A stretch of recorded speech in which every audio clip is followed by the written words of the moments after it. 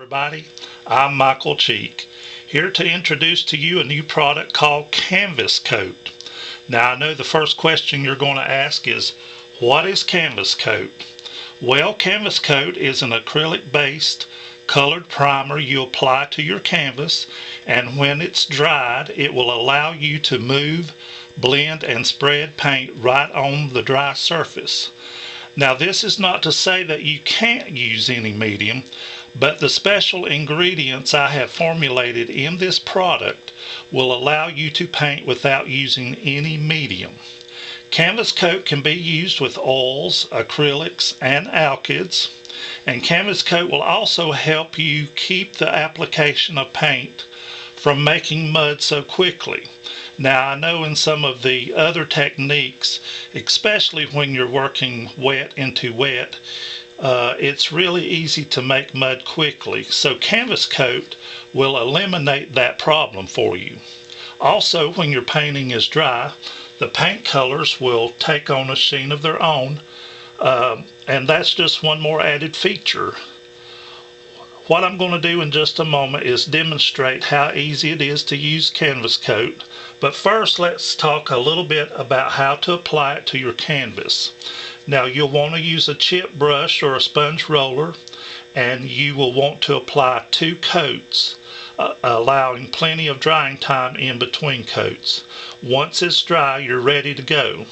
So let's talk about the paint that you will need to use. Now I recommend that you use a paint that is of a creamy consistency.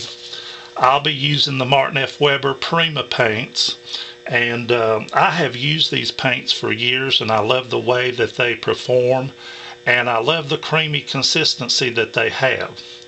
Now for the brushes, I'll be using the Low Cornell Natural Bristle brushes, and I'll be using one of their shader brushes as well. So let's go up to the canvas, and today I'm using the Kanvas Koat turquoise color, and just let me say that Kanvas Koat is available in 4 different colors: the turquoise, which I'm using today, the black, the gray, and I have orange.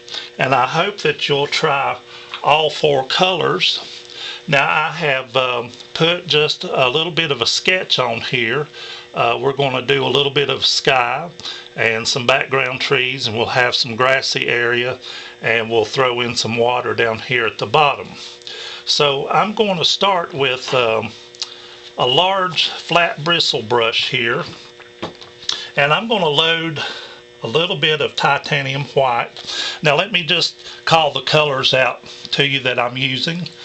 Titanium white, ultramarine blue, alizarin crimson, and cad yellow light. Just using 4 colors today.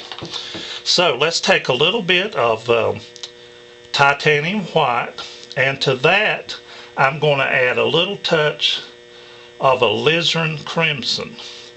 I'm going to make just a little bit of a pinkish color, a little bit more of the crimson in with that, and I'm going to load quite a bit of paint on my brush here, and let's just go somewhere right up in here, and I'm just going to start using a long horizontal stroke here, and I'm just going to go from side to side and just paint this right in. But look how easy that is flowing on.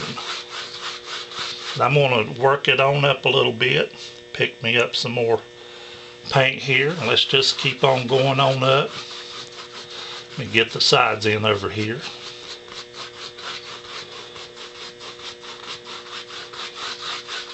Just keep working that color on up.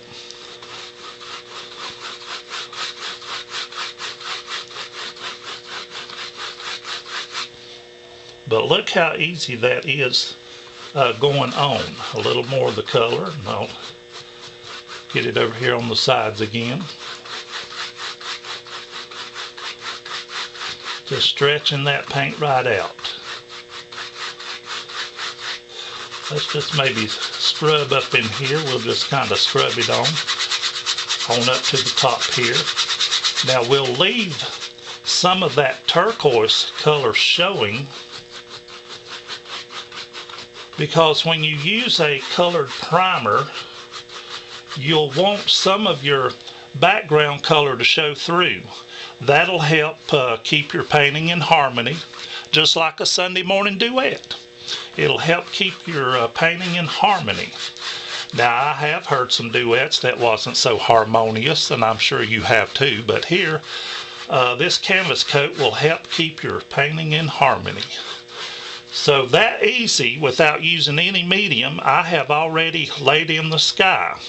Now, I may pick up just a little bit more of my alizarin crimson. And let's go maybe right down in here. Let's make this just a little bit more pinker down in here. A little more of a glow right down in here. Isn't that pretty? And then I'll just work it on up just a little bit. And then just gently blend over the whole thing. Alright, I think that looks pretty good right there. Now you can see that I have left some of the turquoise showing through. And let me just show you a little trick here. Let's say you get too much of your background color covered up and maybe you want more of it to show through. You can take a washcloth or a paper towel or something, and you can just go up here, maybe blot a little bit, and that will help bring some of that undertone back through a little bit more. Just give it a nice soft little touch. I don't know if you can see it on your screen, but I can certainly see it here, how it has lifted off, and it's letting more of that turquoise show through. Now I'm going to switch to my little shader brush here, and got something growling over here. I'm going to put in some background trees, and let me go up here and turn that light off. I believe that's what's making that racket. I'm going to pick up a little bit of my ultramarine blue and a little bit of cad yellow light. Maybe a little touch of that white and crimson that I had for the sky.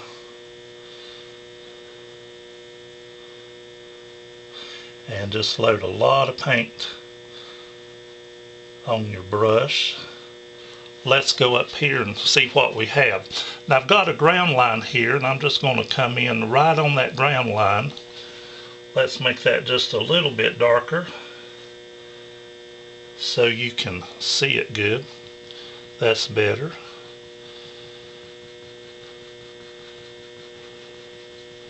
Just right across the bottom of where those trees are going to be. This is going to be the baseline for the trees, but look how easy that is going on. It's fantastic. More of my color. And I'm just going to start working all of this up.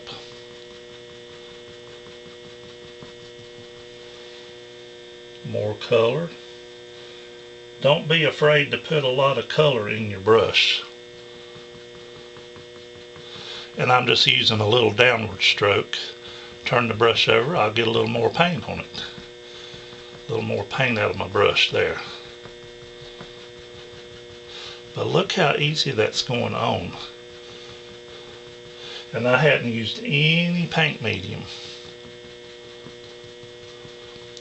Now as I work up here towards the bottom of the sky, I want to start thinking about the shapes of my trees.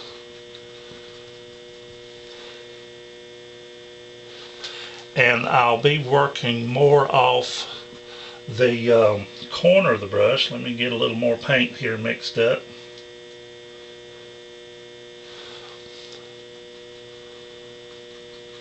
So I'm working more off the side of the brush, and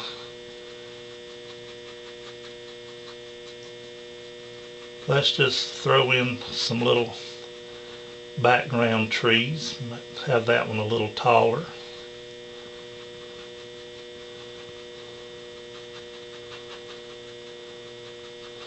These are in the distance, so they're not going to have a lot of detail to them.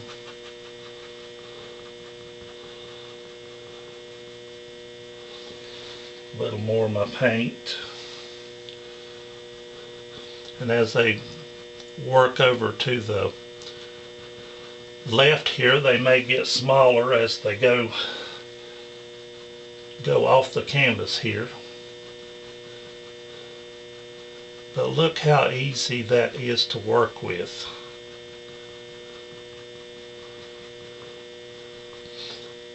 They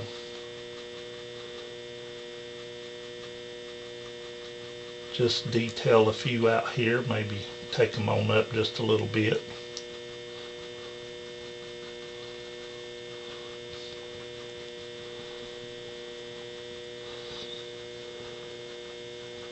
But look how easy this is to work with. And two, like I said before, you won't mix mud as quick working on top of the canvas coat here. I think that looks pretty good for background trees, but that easy. Look how easy I put those trees in without using any medium. Alright, now I'm just going to leave that for right now. We're going to have a little grass down below those trees. So I'm going to go back and pick up some more of my color, ultramarine blue, and a little touch of cad yellow light. This is going to be the bottom of my grassy area here, so I'm just going to come right along and just slide me in a little dark right across the bottom there. And then again, just using a downward stroke, I'm just going to work this grassy area on up. Just using little downward strokes. A little more of the paint.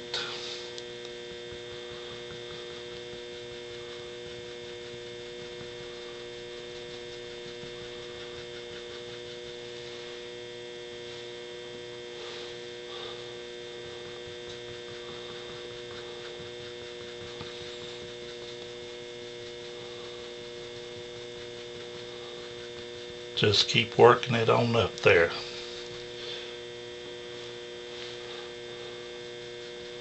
On this side I may darken just a little bit. Now I don't know if you can see on your screen or not, but I have some of that background color showing through the turquoise. And again, you don't want to cover all that up, and I'm using a little lighter pressure to my brush as I work up to the bottom of those trees.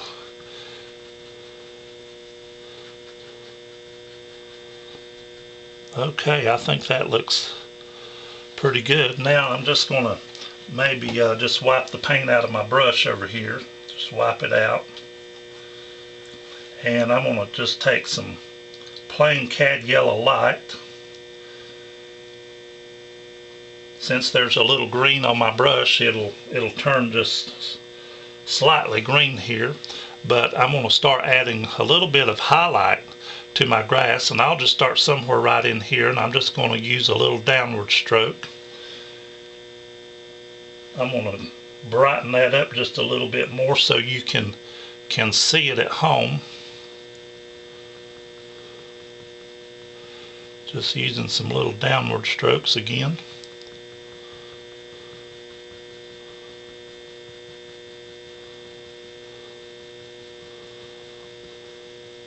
We'll work it down into the dark.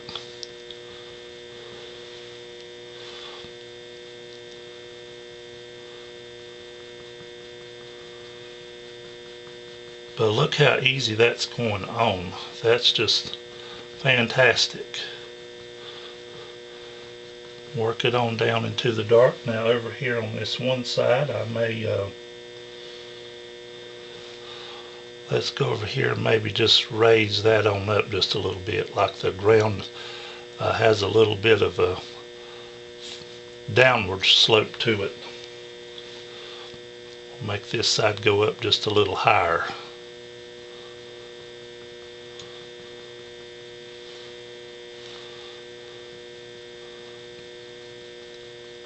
And just let it fade on down into the dark. I might just put in a little bit of color on down in here. Not too much though.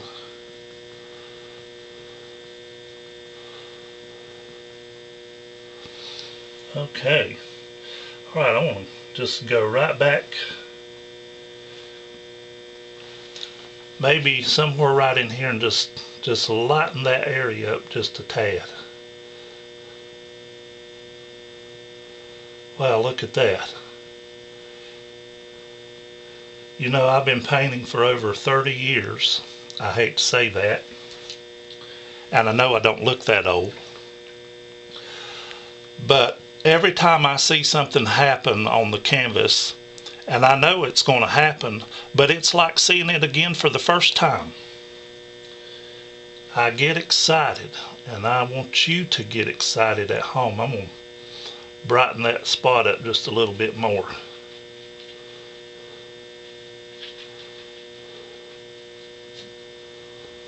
Okay, I think that looks good. Okay, now I'm going to just wipe my brush off over here on my palette. Just wipe it off. I'm going to go back to my dark. And let's just pull some reflections down here. Since this is going to be water, we'll just pull some reflections down. A little more of the paint. I think I want a shorter reflection here in the middle. But out here on the sides, I want it a little bit longer.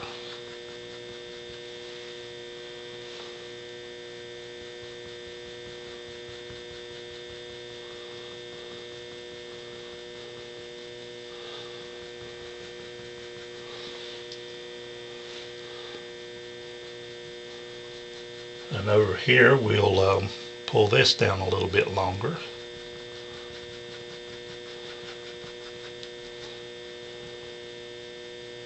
Might work some of that dark back up into the land there.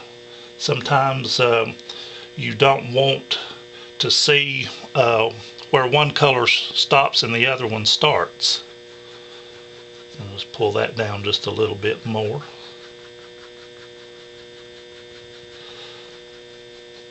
Now if you were working on a dry canvas, which I'm working on a dry canvas, but the special formula allows me to do my blending and everything, but if you was working on a regular white canvas, this would be really hard to do.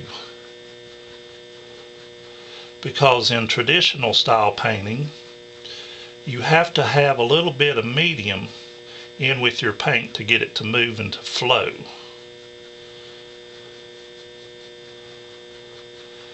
So I think that looks pretty good for right now. Now I'm going to set my palette down here just for a second, and I'm going to need to wipe my brush off, and I'm going to need to clean it in some thinner, because I'm going to pick up some light color here, and it just won't look good if I have that dark in my brush. So clean your brush really good. Get it good, clean and dry. Make sure all that thinner is out. And I'm going to go back to my palette here, and I'm going to pick up some of that pinkish color that I used in the sky, a little bit of alizarin crimson and a touch of my titanium white here.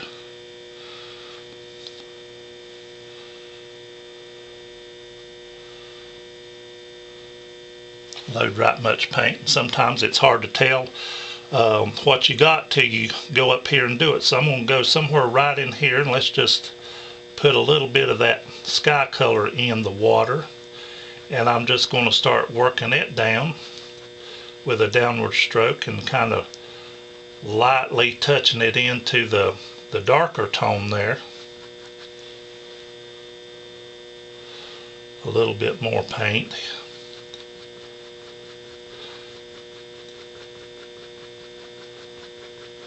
Look how easy that reflection goes in.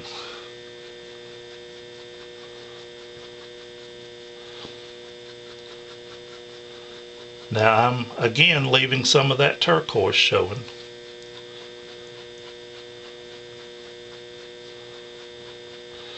And back in here I'm just going to